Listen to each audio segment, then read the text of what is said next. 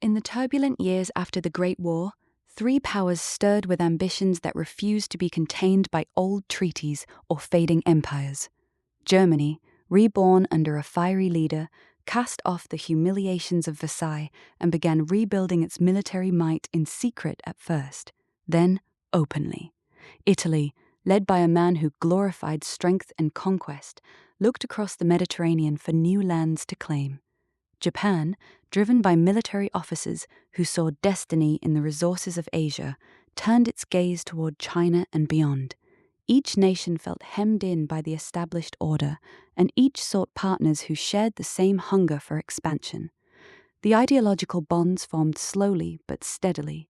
All three rejected the spread of communism as an existential threat.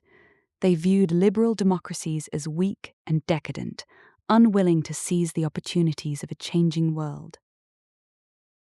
In Berlin, Rome, and Tokyo, speeches rang with calls for national revival and racial destiny. These ideas were not identical, yet they created a common language of grievance and purpose. Germany spoke of living space in the East. Italy demanded an empire to match its Roman past. Japan proclaimed a co-prosperity sphere that would free Asia from Western control. Beneath the rhetoric lay a practical calculation. Together, they might divide the globe into spheres where each could operate without interference. Strategic needs pushed the alignment forward. Germany required secure flanks while it confronted France and Britain. Italy sought recognition as a great power after its costly adventures in Ethiopia. Japan needed oil, iron, and rubber to sustain its campaigns in China, resources that Western sanctions threatened to cut off. Early cooperation came through the Anti-Comintern Pact in 1936, a loose agreement aimed at the Soviet Union. It signaled intent more than binding obligation, yet it established a pattern of consultation and mutual support. By 1940, the pattern hardened into the Tripartite Pact. Germany had already overrun Poland and much of Western Europe. Italy joined the fight against France, though its forces struggled in the Alps and North Africa. Japan, still locked in China, watched the collapse of European colonies with keen interest. The three foreign ministers signed the document in Berlin on a crisp September day.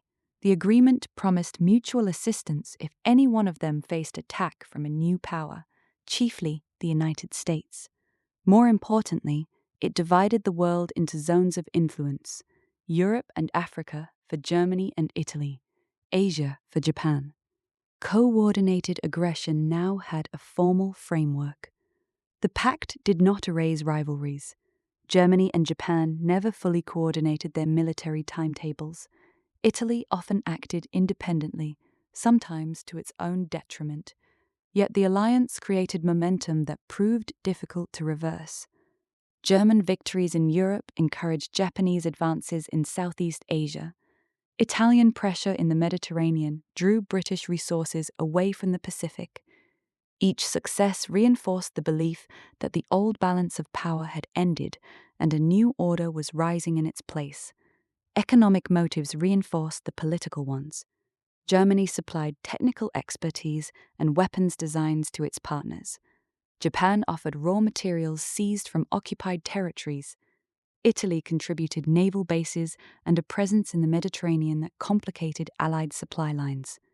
The exchange was never equal, but it allowed each nation to pursue wars of conquest on multiple fronts without immediate collapse. Behind the scenes, planners in all three capitals drafted maps that showed vast empires stretching across continents, secured by shared ideology and steel. As 1940 gave way to 1941, the alliance tested its limits. Germany turned eastward against the Soviet Union, seeking the living space it had long promised. Japan struck south and east, seizing resource-rich colonies while the European powers were distracted. Italy fought to hold its gains in Africa and the Balkans. The coordinated aggression the Pact envisioned began to unfold, though not always in perfect harmony. Supply lines stretched thin. Early triumphs gave way to stubborn resistance. Still, the three capitals continued to exchange messages of solidarity, each convinced that victory remained within reach if they held together. The formation of the Axis thus marked more than a diplomatic agreement.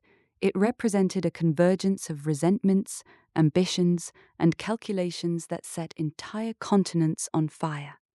Germany, Italy, and Japan had chosen a path of joint aggression because each believed the alternatives offered only decline. In the years that followed, that choice would demand sacrifices none of them had fully anticipated.